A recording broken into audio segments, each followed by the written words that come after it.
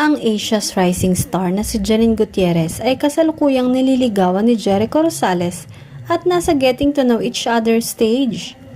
Maaalalang sa nakaraang interview kay Jericho ay nabanggit niya na isa sa love language niya ang physical touch, clingy, malambing at gustong lagi nakadikit sa taong mahal niya.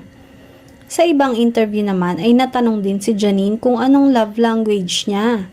At isinagot din ng aktres na isa sa love language niya ay physical touch din. Inamin din ng aktres na sobra siyang makakapit at lagi nakahawak. Makikita naman talaga sa dalawa na halos hindi mapaghiwalay pag magkasama. Di alintana ang sasabihin ng ibang taong nakakakita basta sila ay masaya. Lagi magkahawak ng kamay, magkatabi kahit saang event mapadpad. Minsan na may magkayakap na tila walang tao sa paligid. Lagi ding nakasunod si Echo sa aktres kung saan man ito magpunta. Kung sa endorsement man o private na lakad.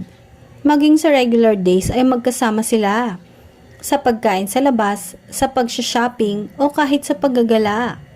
Nakakakilig naman talaga ang ipinapakitang pag-iibigan ng dalawa na hanggang ngayon ay wala pang inaamin. Marami na nga ang nag-aabang kung kailan sila magsasalita tungkol sa totoong estado ng kanilang relasyon.